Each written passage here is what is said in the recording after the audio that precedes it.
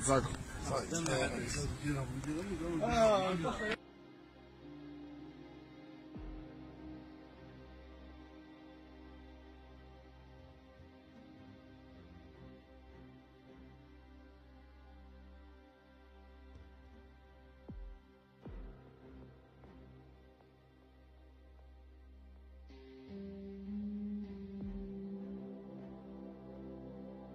الصهيونية شنو هي؟ حركة عالمية ديال اليهود كانوا كيفكروا انهم يحققوا وطن قومي ديال اليهود يجمعهم شتات العالم. صافي ساهله ومشاو في عباد الله باعتبار في عباد الله العلاقه التاريخيه القديمه اللي كتعترف بها جميع الديانات ديال اليهود بارض فلسطين. اش نقول لك اسيدي، الا كانت الصهيونيه هي اقامه وطن قومي لليهود صهيونية بلاتي لا، الصهيونيه تنقول لك راه اليهود اللي كانوا كيدوروا على اللي يجمعهم في ارض ديالهم من خلال مجموعه من التحركات السياسيه والاقتصاديه وزيد كانوا باغيين باعتبار انهم عاشوا الشتات وعاشوا العنصريه والمذابح والافران ولا داك الشيء ديال النازيه، وهذا فكروا من حقهم واحد اللحظه تاريخيه ربما كان داك الشيء ديال النازيه فرصه تاريخيه انهم يفيقوا ويردوا لاعتبار نفسهم، ما يبقاوش تشتيم في العالم، يرجعوا لارضهم، بغاو يصحوا ذاك الخطا التاريخي اللي ارتكبوا بشحال هذه.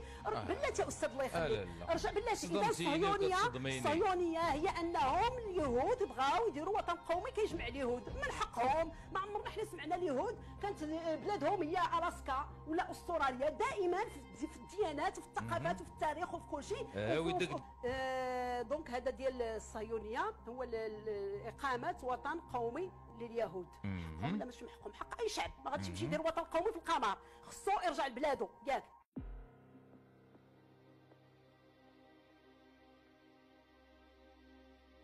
اش داروا سيدي العرب هما؟ اش داروا هما؟ وطن قومي، وطن العرب وطن قومي فين؟ ماشي على ارضهم اللي معروفه اللي معترف بها من التاريخ وكل شيء، طرف التاريخ هذا ولا الجغرافيا ولا لا، وطن قومي لهم على حساب اوطان الاخرين، على حساب وجود الاخرين. شكون اللي كيتوسع بلاتي؟ شكون اللي عنده العرب راه هما اكثر صهيونيه من اليهود، من اليهوديه. الله ودير الملك اش كتقول؟ عوض ما يحترموا نفسهم يبقاو في حدودهم داخل شبه الجزيره العربيه والحجاز بالضبط، اش داروا؟ بداو كيحلموا على اساس ان القوميه ديالهم هي اسمى العراق، راه بحال شعب الله المختار اللي كيقولها اليهود، راه بحالهم بحال الا بغينا نقولوا بحال العرب. وربما راه كتشيري لاله ملك، بلاتي نقول لك جالسه كتشيري. اسمعني يا استاذ الله يخليك، انا ما كنخافش، انا اللي كاين هو لان انا ما تنخافش من الواقع هو هذا الشيء اللي تيقول. العرب فهمتي تجاوزوا حدودهم بكل وقاحه وبغاو يديروا وطن قومي، فهمتي؟ وطن قومي للعرب على حساب اوطان الاخرين، على حساب قوميات اخرى وحقها في الوجود وفي الكرامه وفي الحريه وفي الاستقلال الذاتي وفي الموقف الحر، فهمتيني؟ اذا شكون اللي معدي؟ والصهاينه اللي معديين على العرب ولا العرب اللي معديين على شي حد اخر؟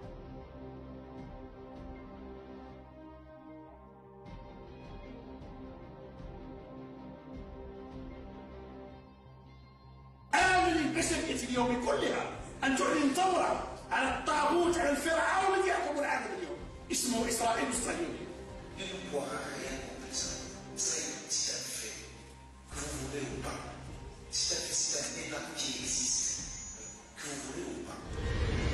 إدريسي يا عنصري، الأمازيغ لا يهان. إدريسي يا عنصري، الأمازيغ لا يهان.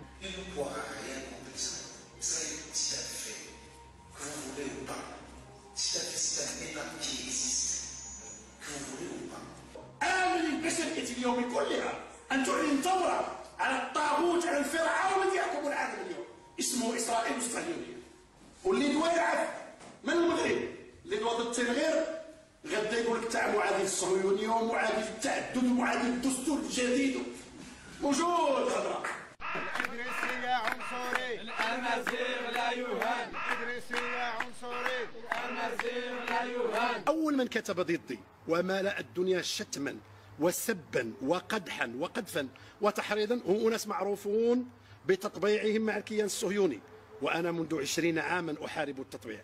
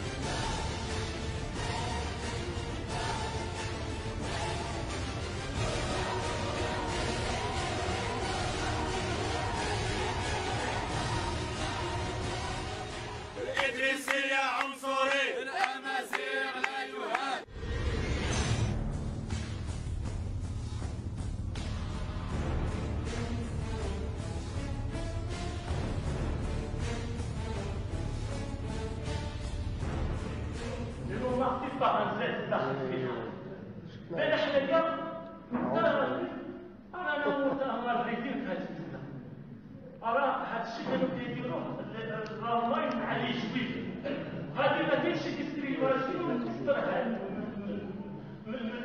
من هذا الشيء. أمة فيها أبو سعيد الدكالي وعلان الفاسي وعبد الكريم الخطابي ما عمرها غادي تنهزم إن شاء الله. الإدريسية عنصري الأمازيغ لا يهان الإدريسية عنصري.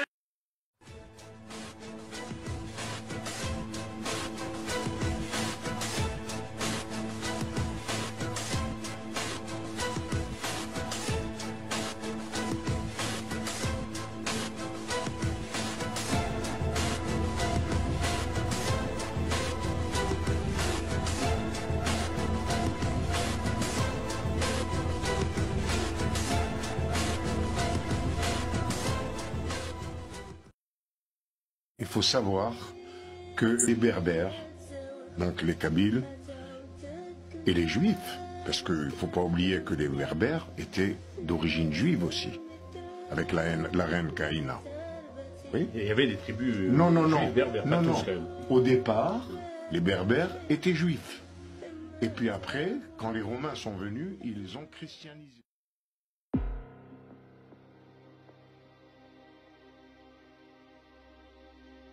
Entre juifs et berbères.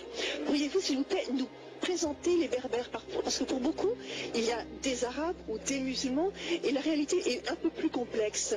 Une grande histoire en commun des juifs et des berbères, puisque majoritairement les juifs venus du Maghreb, donc les juifs séfarades, sont pour 95% d'entre eux des berbères. Et effectivement, notre histoire, les berbères sont le plus vieux peuple du bassin méditerranéen. Ils sont naturellement antérieurs à l'arrivée des Arabes sur le territoire de ce qui est aujourd'hui le Grand Maghreb. Et ils ont une langue, ils ont une écriture, ils ont un patrimoine culturel. Ils ont aussi une pratique religieuse qui est très séculaire et qui est assez œcuménique, puisqu'ils ont d'abord été juifs.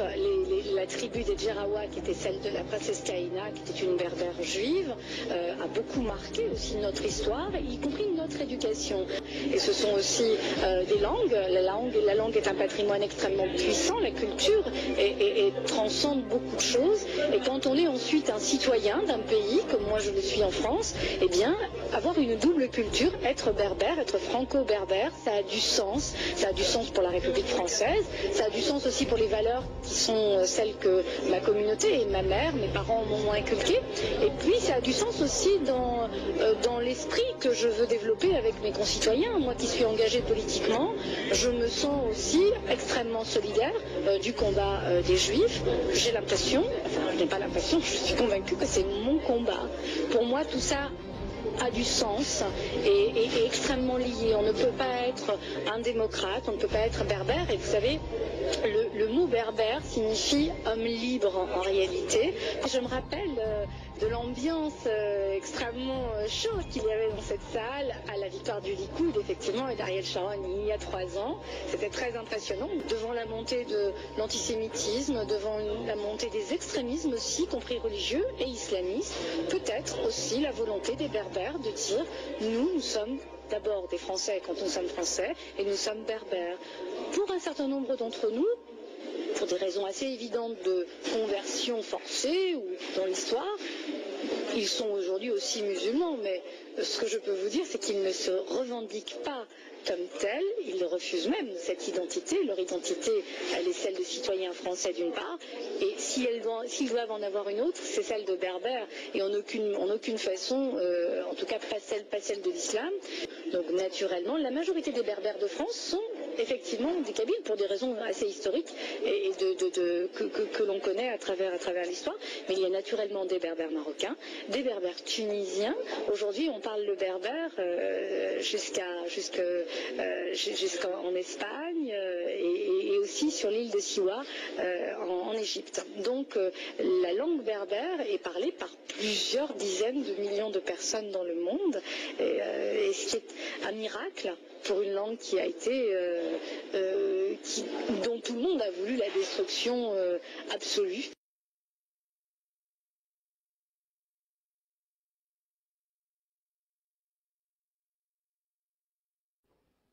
هتا مازي غيدير نكين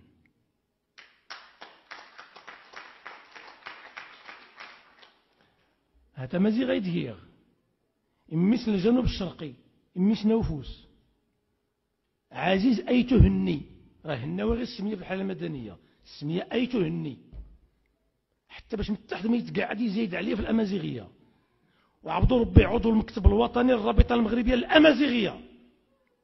ولذلك من موقع الأمازيغي أقول أن العدو الصهيوني يريد أن يجعل منا الأمازيغ حليفا استراتيجيا للكيان الصهيوني، ماشي باش نعاونوه تما في فلسطين، لا، باش نخربوه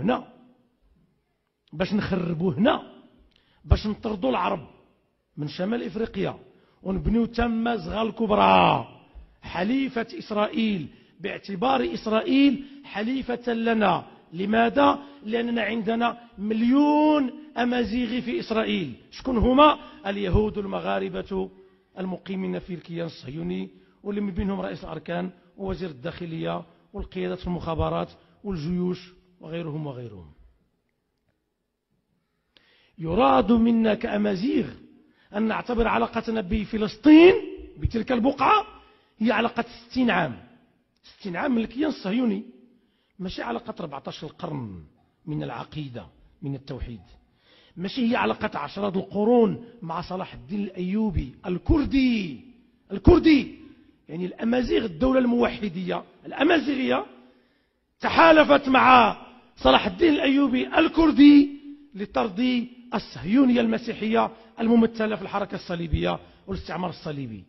يراد اليوم أن نقلب هذا الشيء ونرد التحالف الأمازيغي الكردي الإسرائيلي، وتجولوا في صفحات الفيسبوك وتجولوا في الكتابات والمقالات ديال مجموعة من النخب المثقفة الأمازيغية.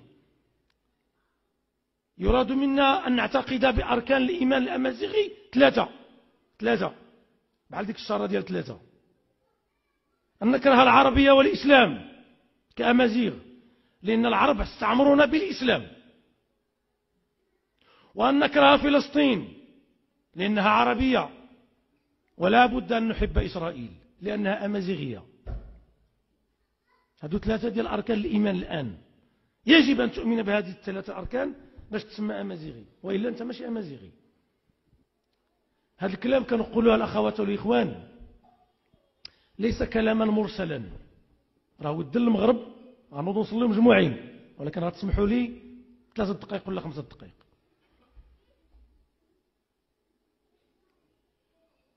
لما كنقولوا هذا الكلام يقوم لنا بعض إخواتنا المتدينين، وشي مرات وأنا ابن حركة التوحيد والإصلاح، شي ولاد حركة التوحيد والإصلاح، وزدتي فيها النووي هو يحمان حاضر، وزدتي فيها ويحمان لا وبزاف وعيقتي كل مرة الأمازيغية والصهيونية. يا نخبنا المطبعة، يا نخبنا الساقطة، يا بعض نخبنا التي تزور بالليل والنهار الكيان الصهيوني، والكيان الصهيوني يرسل إليها هنا بالليل والنهار الزيارات والعلاقات والترتيبات والتنسيقات. أنتم من يهدد الوحدة الترابية، أنتم من يهدد أكثر من الوحدة الترابية، الوحدة المجتمعية للمغاربة، لأنه إلا ترتق وانفجر النسيج الاجتماعي اربح أنت بالتراب الموحد. إلى النسيج الاجتماعي انفجرت المغاربة بين الأمازيغ وغيرهم والعرب أولا بيناتنا، وحد انت التراب شبع به، شبع بالصحراء وبالريف. إلى انفجر المجتمع المغربي اش بقى لك من تراب تجمعوا؟ العدو الصهيوني يريد تفجير المجتمع المغربي عبر التسلل إلى العقل والوجدان لدى جيل من الشباب تحت عنوان الأمازيغية.